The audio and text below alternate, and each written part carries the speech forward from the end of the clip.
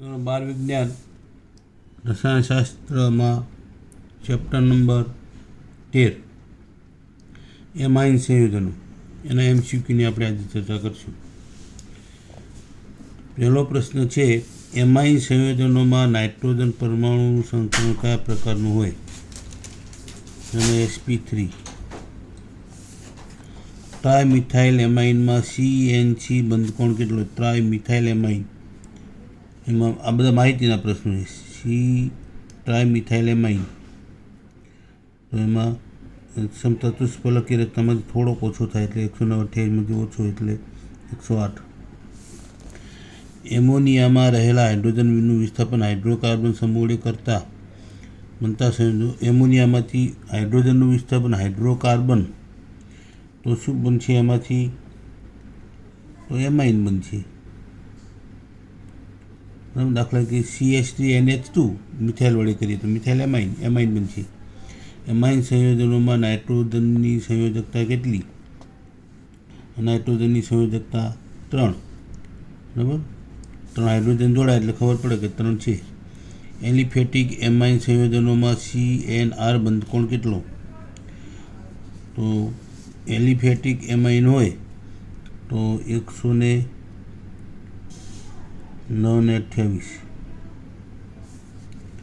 એ બુકમાં આપેલા છે, માહિતીના આધારે આપવાના છે.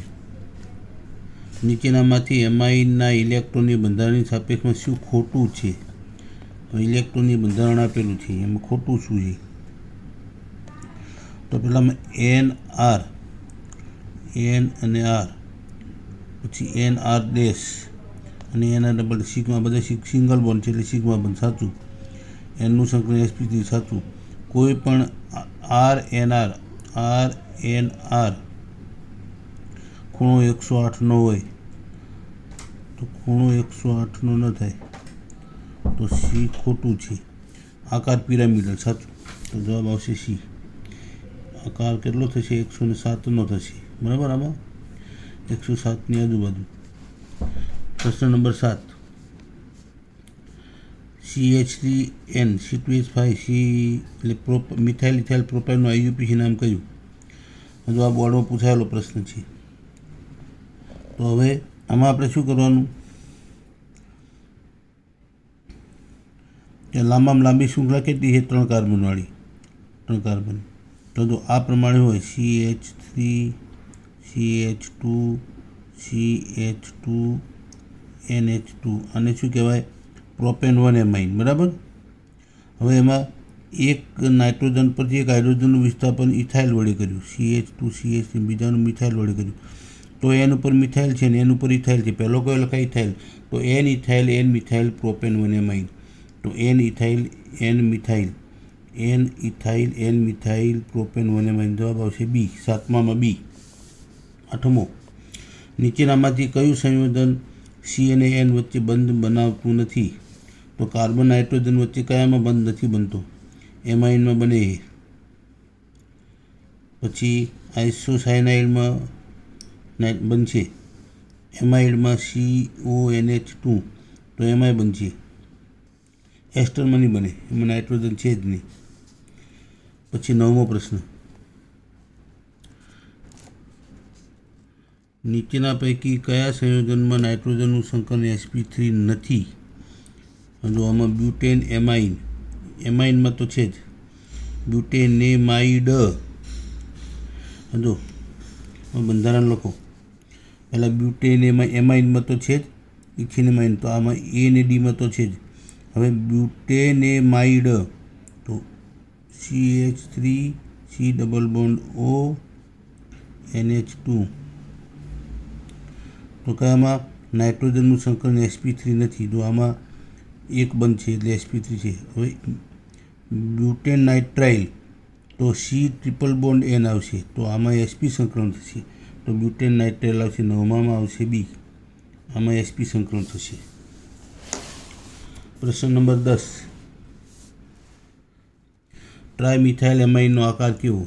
ટ્રાયમિથાઇલ, હવે એમાં જેવો આકાર એમોનિયાનો છે એવો જ આકાર આનો થશે. કેવો થશે? પિરામિડલ.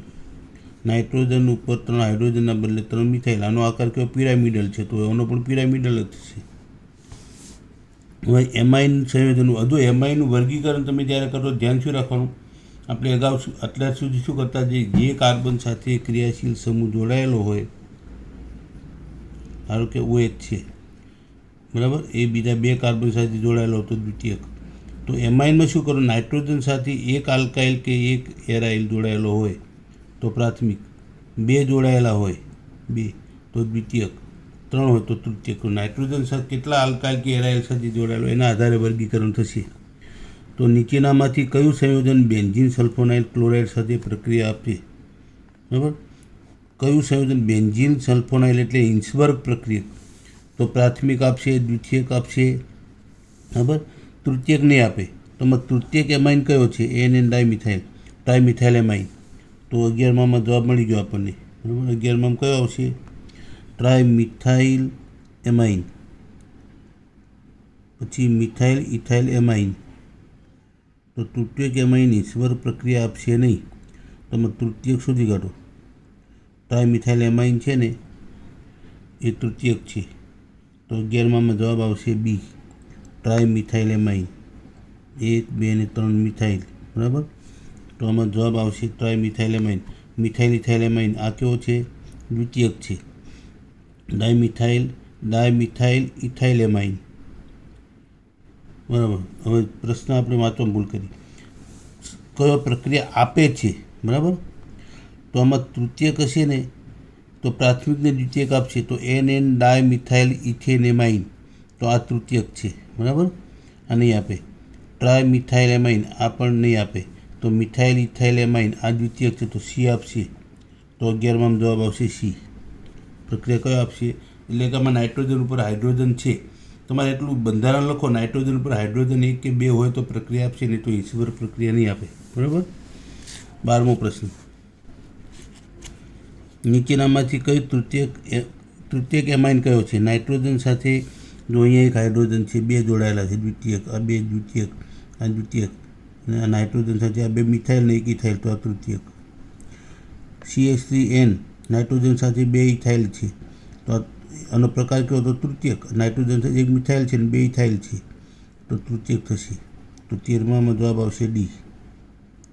12માં D, 13માં D અને 14માં C3H5H9N અણુસૂત્ર ધરાવતા શક્ય પ્રાથમિક એમાઇનની સંખ્યા કેટલી? પ્રાથમિક એમાઇન હવે તમારે આને લખવા પડશે બધા સૂત્રો, કે જેમાં NH2 રાખવું પડશે, બરાબર. એટલે NH2નું તમે સ્થળાંતરિત કરશો તો તમને એમાં 2 જવાબ આવશે. એમાં જવાબ આપી દઉં તમને 2 મળશે. તો એમાઇન તો પ્રાથમિક એમાઇનમાં જો 4 કર, 1, 2 અને 3, તો અહીંયા NH2. પછી બીજામાં તમે વચ્ચે લખશો NH2, તો 2 મળશે સમઘટકો. 15મો પ્રશ્ન, પ્રોપાઇલ એમાઇન અને આઇસોપ્રોપાઇલ એમાઇન કેવા પ્રકારના સમઘટકો છે? તો પ્રોપાઇલ એમાઇન આ મેં હમણાં લખ્યો આવ્યો, આ પ્રોપાઇલ એમાઇન, અને બીજા વચ્ચેના કાર્બન ઉપર લખશો તમે તો આઇસોપ્રોપાઇલ એમાઇન થશે, બરાબર. તો આ કેવા પ્રકારના છે? એટલે સમઘટકનો પ્રકાર કયો થશે? તો સમઘટકનો પ્રકાર NH2નું સ્થાન બદલ્યું ને આપણે, પહેલાં 1 ઉપર હતો ને પછી 2 ઉપર લાવ્યા, તો સ્થાન સમઘટકતા કહેવાય એને. ક્રિયાશીલ સમૂહનું સ્થાન બદલાનું છે. 16મો પ્રશ્ન, હિન્સબર્ગનો પ્રક્રિયા કોને કહેવાય? તો બેન્ઝીન સલ્ફોનાઇલ ક્લોરાઇડને હિન્સબર્ગ પ્રક્રિયા કહેવાય. તો 16માં જવાબ આવશે પહેલો, બેન્ઝીન સલ્ફોનાઇલ ક્લોરાઇડ, એટલે હા, બેન્ઝીન સલ્ફોનાઇલ ક્લોરાઇડ આ હિન્સબર્ગ પ્રક્રિયક. પછી 17મો પ્રશ્ન, RNHRની પ્રક્રિયા બેન્ઝીન સલ્ફોનાઇલ ક્લોરાઇડ સાથે કરતાં શું મળે? તો બેન્ઝીન RNHR, R અને R, તો એમાંથી HCl છૂટવો પડશે. તો શું? તો હવે આ સલ્ફર સાથે કેટલા જોડાણા? 3. તો તૃતીયક શબ્દ આવતો હોય આવશે, બરાબર, તૃતીયક. તો 17માં જવાબ આવશે C, તૃતીયક સલ્ફોનેમાઇડ બનશે. દ્વિતીયકમાંથી તૃતીયક, પ્રાથમિકમાંથી દ્વિતીયક બને, તૃતીયકની પ્રક્રિયા નહીં થાય, બરાબર. તો સલ્ફોનેમાઇડ બનશે. પ્રશ્ન નંબર 18, આ સંયોજન, આ સૂત્ર શું દર્શાવે છે? તો આમાં પ્રાથમિક જો નાઇટ્રોજન સાથે કેટલા જોડાયેલા છે? 1, 2 ને 3, 1 ને 2, અને હાઇડ્રોજન છે તો દ્વિતીયક છે, તો દ્વિતીયક એમાઇન છે, તો 18માં આવશે બી, દ્વિતીયક એમાઇન. નાઇટ્રોજન સાથે 2 આલ્કાઇલ, એક આર્યો અને બીજો એક આર્યો, અને હાઇડ્રોજન છે એક, તો દ્વિતીયક પણ છે. 19મો પ્રશ્ન, પ્રાથમિક, દ્વિતીયક અને તૃતીયક એમાઇનનું અલગીકરણ કયો પ્રક્રિયક? બેન્ઝીન સલ્ફોનાઇલ ક્લોરાઇડ, હિન્સબર્ગ પ્રક્રિયક. 20મો પ્રશ્ન, પ્રાથમિક, દ્વિતીયક અને તૃતીયક એમાઇનના અલગીકરણ માટે ખાલી જગ્યા પ્રક્રિયા ઉપયોગી? હિન્સબર્ગ. એનો પ્રશ્ન બીજી વાર આવે. પ્રશ્ન નંબર 21, હાલમાં પ્રાથમિક, દ્વિતીયક અને તૃતીયક એમાઇનના મિશ્રણ હવે હિન્સબર્ગ પ્રક્રિયકના બદલે શું આવે છે? હવે એમાં પેરામાં જો CH3 હોય એટલે પેરા ટોલ્વિન સલ્ફોનાઇલ, એટલે બેન્ઝીનના બદલે ટોલ્વિન પેરામાં એટલે સામે જોડાયેલો હોય. આપણે હિન્સબર્ગનું લખીને સમીકરણ સૂત્ર બંધારણ, એમાં સામેની બાજુ મિથાઇલ હોય એ વપરાય છે હમણાં. એટલે આ પ્રમાણે પહેલાં તો બેન્ઝીન સલ્ફોનાઇલ ક્લોરાઇડ હતો, બરાબર, આની હિન્સબર્ગ પ્રક્રિયા કહેતા SO2Cl. હવે એના બદલે આ વપરાય છે, તો પેરામાં CH3 એટલે પેરા ટોલ્વિન, તો એ બેન્ઝીન સલ્ફોનાઇલ ક્લોરાઇડ શેની સાથે પ્રક્રિયા કરતો? તૃતીયક છે એમાઇન, તો પ્રક્રિયા નહીં કરે, બરાબર. આમાં તૃતીયક કયો છે? તો NN ડાયમિથાઇલ એનિલિન, આ તૃતીયક છે, C. 22માં આવશે C. 23, નીચેનામાંથી કયું સંયોજન હિન્સબર્ગ પ્રક્રિયા સાથે તો તૃતીયક નહીં આપે, બરાબર, તો તૃતીયક બ્યુટાઇલ એમાઇન છે અને ટ્રાય ઇથાઇલ એમાઇન છે, આ તૃતીયક છે. જો તૃતીયક લખ્યો એટલે તૃતીયકને તૃતીયક બ્યુટાઇલ એટલે કે આ તૃતીયક બ્યુટાઇલ અને એમાઇન NH2, આ પ્રાથમિક છે, આ CH3, તો આ જેની સાથે જોડાણું, બરાબર, આ તૃતીયક બ્યુટાઇલ છે, આ એમાઇન, તો એ પ્રક્રિયા આપશે. 24મો પ્રશ્ન,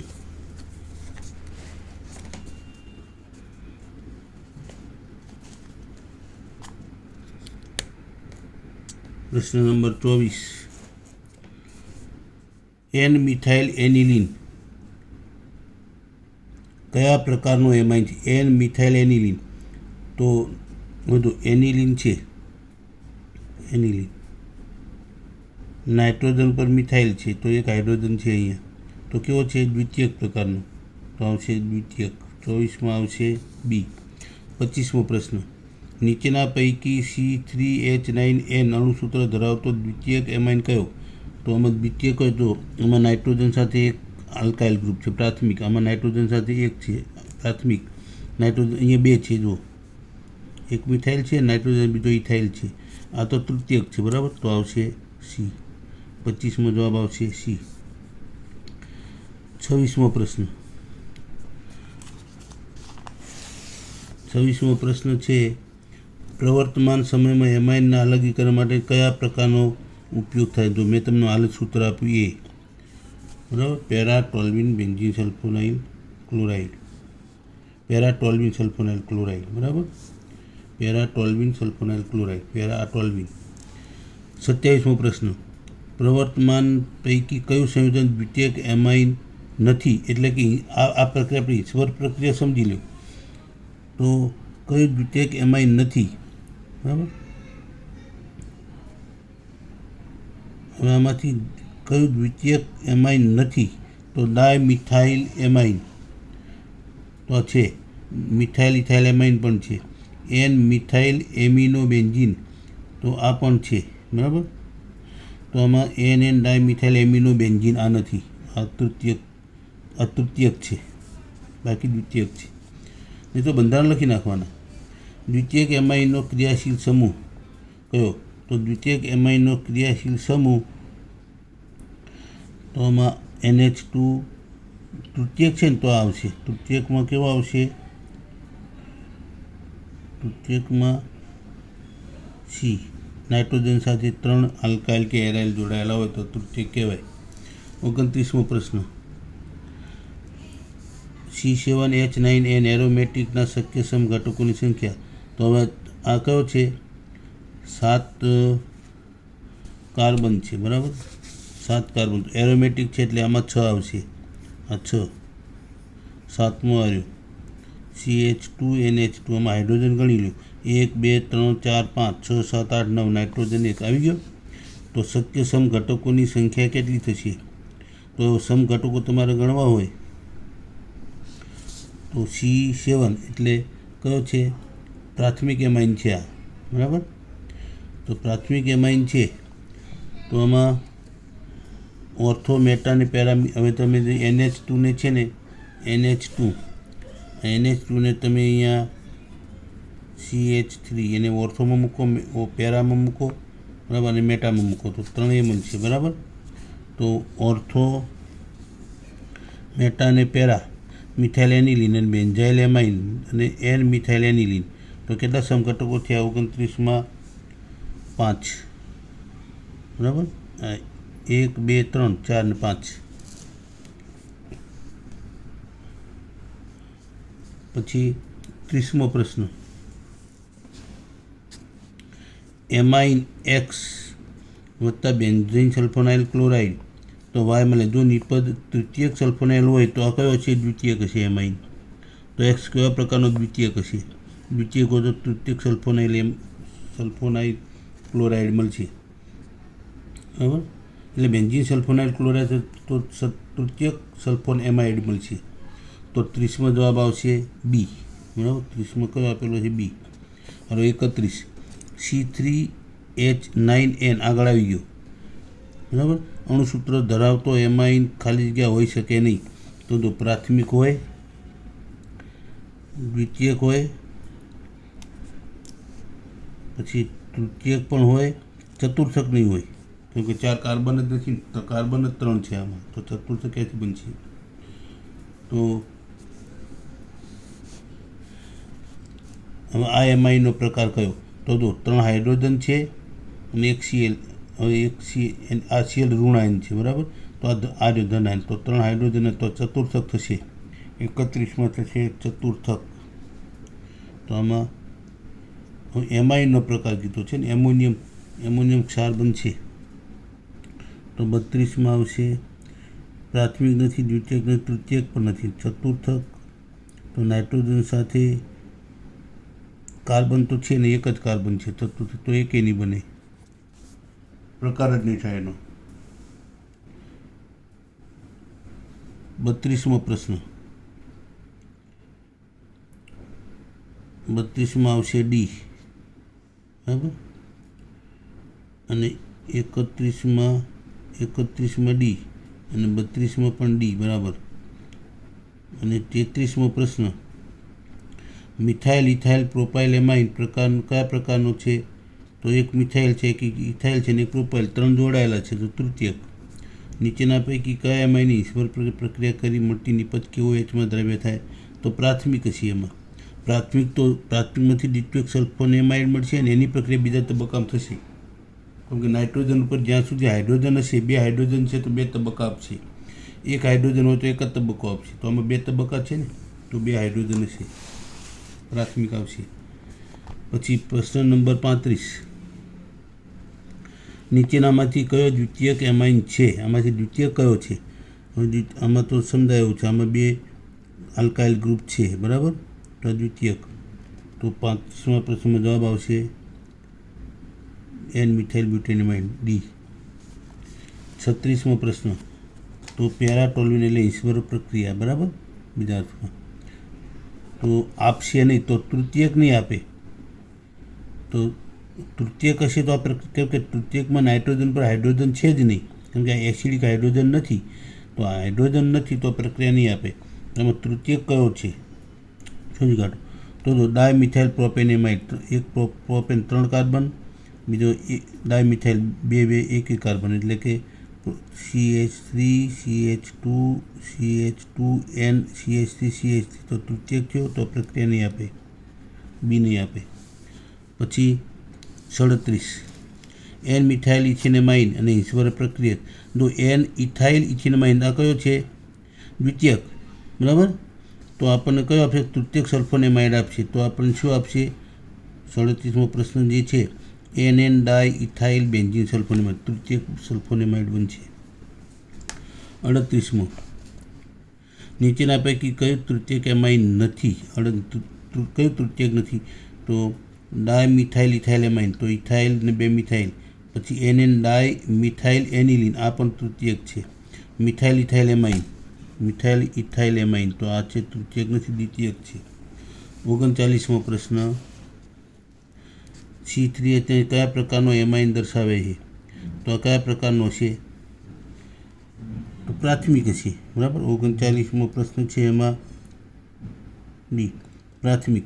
પછી એનો સમઘટક મળશે દ્વિતીયક, તો દ્વિતીયક મળશે. આ તૃતીયક મળશે, તો 3 કાર્બન છે તો તૃતીયકે મળશે. પ્રાથમિક, દ્વિતીયક ને તૃતીયક તો બધા મળશે. એમાઇન સંયોજનોની બનાવટ.